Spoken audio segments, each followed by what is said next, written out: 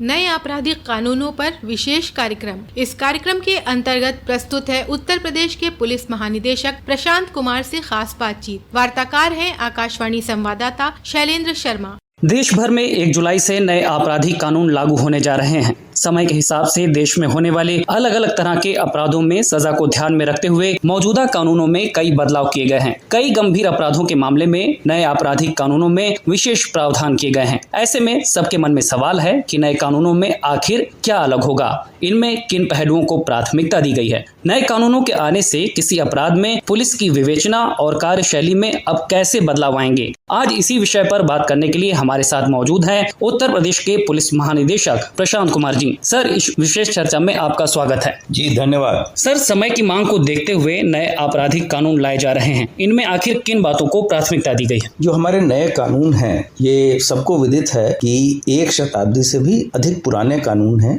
विशेषकर हमारी जो आईपीसी और जो एविडेंस एक्ट थी, सीआरपीसी में ये बदलाव 1973 में भी किया गया था। तो समय के साथ जो अपराध के तरीके, अपराध की विवेचना तथा इन्वेस्टिगेशन के तरीके में भी काफी बदलाव आया है। तो समय की मांग को देखते हुए इसमें बदलाव किए गए हैं। जो मुख्य कानून है उसमें पुराने सभी कानूनों को रखा गया है। कुछ नए अपराध के चीजें ऐड की गई हैं तथा कुछ का बेटर व्याख्यान किया गया है। जैसे कि आतंकवाद को परिभाषित किया गया है और उसको एक नए अपराध के रूप में जोड़ा गया है। संगठित अपराध को भी नए अपराध के रूप में जोड़ा गया है और जिसमें कि एक कोटरी या सिंडिकेट बना के लोग काम करते, जैसे कि अपहरण है, जबरन वसूली इत्यादि इत्यादि इसमें शामिल है। छोटे छोटे संगठित अपराधियों द्वारा किए गए अपराधों को भी अलग अपराध के रूप में सृजित किया गया। मॉब लिंचिंग को भी एक नया अपराध बनाया गया है और इसमें कठोर दंड, यहाँ तक कि मृत्युदंड तक के प्राविधान किए गए। देश की संप्रभुता, एकता,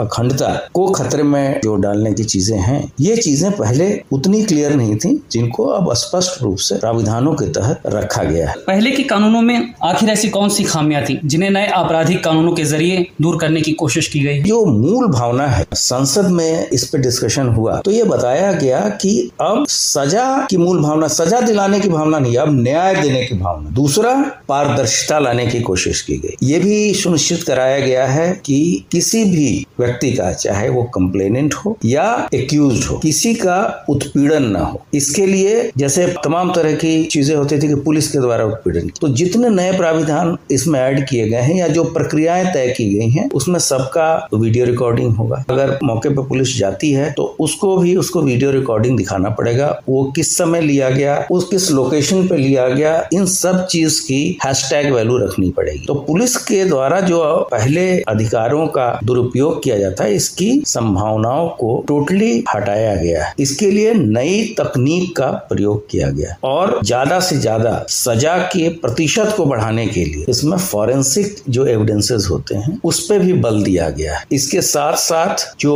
मैंने अभी आपको बताया कि कानून में भी कुछ ऐसे बदलाव किए गए हैं जिससे कि मैक्सिमम कन्विक्शन की रेट हम बढ़ जाए। प्लस जो 7 साल के ऊपर की सजाएं हैं वहां पे मैंडेटरी है कि हम फॉरेंसिक वैन लेके जाएं। अब बहुत तरह के इनोवेशन टेक्नोलॉजिकल किए गए हैं जिससे कि अल्टीमेटली विक्टिम को न्याय मिलने में सहूलियत होगी और जल्दी से न्याय मिलेगा तथा इस पूरे चेन में जो लोग भी अपने अधिकारों का दुरुपयोग करते आ रहे हैं उनके संभावनाओं को और कम किया। बिल्कुल सर, सामान्य लोगों पर नए आपराधिक कानूनों के लागू होने का क्या असर होगा? नई तकनीक अगर यूज होगी तो पुलिस के कार्य में पारदर्शिता आएगी। जैसे विवेचना है, विवेचना के बहुत छोटे छोटे पहलू होते हैं। विवेचना में नए सेक्शन ऐड होते हैं या हमने एज कंप्लेनेंट कोई अपराध दर्ज कराया, अगर उसकी धाराओं को हटाया जाएगा तो उसकी सूचना मुझे भी आएगी। या समय समय पे जैसे जैसे विवेचक अगर केस डायरी लिखते हैं तो इलेक्ट्रॉनिक तरीके से वो हर एक चैनल को जाएगा, उनके सुपरवाइजरी ऑफिसर को जाएगा, वो जुडिशियल मैजिस्ट्रेट के पास भी जाएगा। तो इससे पारदर्शिता आएगी तथा इलेक्ट्रॉनिक मोड से इसके ट्रायल होंगे जिससे कि मुकदमों में जल्द से जल्द फैसले आए। सर, ऐसे कौन से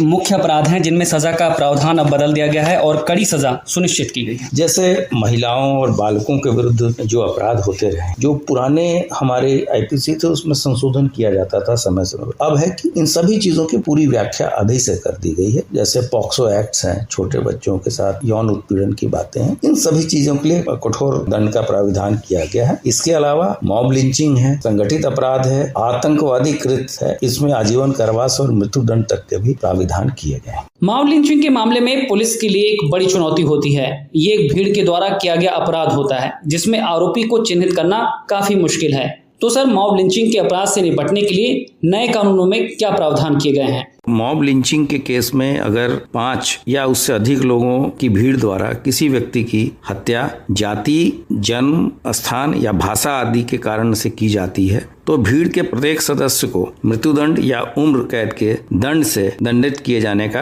प्राविधान है। और इस दौरान अगर भीड़ के द्वारा गंभीर चोट पहुंचाई जाती है तो भीड़ के प्रत्येक सदस्य को 7 साल की सजा और जुर्माने से दंडित किया जाएगा। और जो नई तकनीकें इस दौरान विवेचना के लिए अपनाई जाएगी उससे इस तरह के एविडेंसेस जो विवेचक हैं या पुलिस हैं उनको कोर्ट में देना पड़ेगा, जिससे कि भीड़ के प्रत्येक व्यक्ति की सहभागिता के बारे में किसी तरह का कोई डाउट ना रहे। बिल्कुल सर, लेकिन इन नए कानूनों को लागू कराने में पुलिस की भूमिका बड़ी होगी। प्रदेश के पुलिस कर्मियों को इन बदलावों के लिए कैसे प्रशिक्षित किया जा रहा है? जिस दिन से ये नोटिफिकेशन आया था कि 1 जुलाई 2024 से हमारे नए कानून लागू हो जाएंगे, उस समय से ही विभाग इसकी पूरी तैयारी कर रहा है और हमारे जितने भी प्रशिक्षण संस्थान हैं उसमें हम लोगों ने ट्रेनिंग दी है। हमारे जितने भी राजपत्रित अधिकारी हैं जिसमें IPS और PPS के अधिकारी होते हैं उनकी 100% ट्रेनिंग यहाँ पर्सनली रिसोर्स पर्संस के द्वारा जो इस क्षेत्र के एक्सपर्ट हैं उनके द्वारा दे दी गई है। हमारे जेल विभाग के सभी कर्मी प्रशिक्षित हो चुके हैं। हमारे जितने भी सरकारी प्रोसिक्यूटर्स हैं उनकी 100% ट्रेनिंग हो गई है। जनरल इलेक्शन के कारण फोर्स का मूवमेंट बहुत ज्यादा था, इसके कारण कांस्टेबल्स की ट्रेनिंग लगभग 50% हुई है। तो हम लोग बचे हुए दिनों में 50% की ट्रेनिंग अवश्य करा लेंगे और जब 1 जुलाई के पहले 30 जून तक हमारी ट्रेनिंग की पूरी प्रक्रिया हो जाएगी। इसके अलावा जो पुराने कानून हैं, नए कानून हैं, इनमें किस तरह से धाराओं में बदलाव हुआ है इसके लिए स्पेशल जो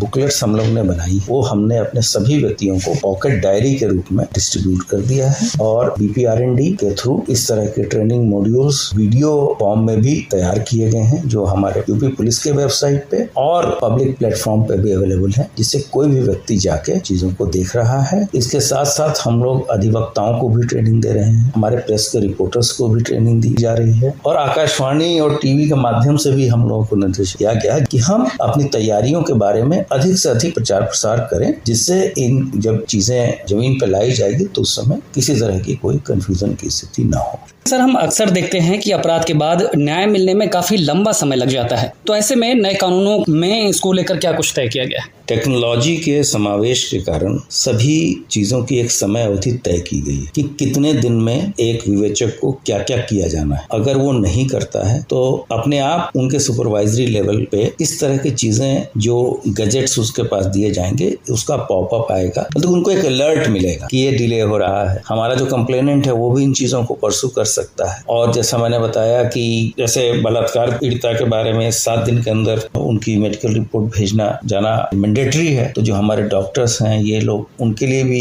समय अवधि तय की गई है। तो इतने चेक्स एंड बैलेंसेस लगाए गए हैं कि इसमें एक निश्चित समय अवधि के तहत उनकी विवेचना भी पूरी होगी, साथ ही साथ कोर्ट में भी चीजें चली जाएंगी। कोर्ट के लिए भी कुछ बाध्यताएं हैं कि वो कितने दिन में ट्रायल करेंगे। विटनेसेस के लिए भी वीडियो कॉन्फ्रेंसिंग से गवाही देने की सुविधा रहेगी। ये चीजें जो सामान्य साक्षी हैं उन पे भी लागू है। जो पुलिस के कर्मी हैं वो भी लाकर ट्रांसफर हो गया, उनको बार बार पुरानी जगह पे नहीं आने की जरूरत है। इस तरह की सुविधाएं तैयार की जा रही हैं जिससे कि वहीं से जहां पे वर्तमान नियुक्ति है वहां से वो गवाही दे सकते हैं। और जैसे जो हम फॉरेंसिक चीजें घटनास्थल से उठाएंगे उसकी स्टैंपिंग होगी, हैश वैल्यू होगा कि किस लैटिट्यूड लॉन्गिट्यूड से चीजें उठाएगी और वो ऑनलाइन सुपरवाइजरी लेवल पे जुडिशियल मजिस्ट्रेट तक जाने का प्राविधान है। बिल्कुल सर, नए आपराधिक कानून भारत की न्याय प्रणाली में न सिर्फ सुधार लाएंगे बल्कि समय की मांग के अनुरूप ये नई चुनौतियों से निपटने में भी सक्षम होंगे। उत्तर प्रदेश पुलिस इन नए कानूनों को सही रूप से लागू करने और आमजन के लिए न्याय सरल बनाने के लिए प्रतिबद्ध है। प्रशांत कुमार जी, आकाश आकाशवाणी से इस विषय पर बात करने के लिए आपका धन्यवाद। आपका भी बहुत बहुत धन्यवाद और मुझे आशा है कि आपके श्रोताओं को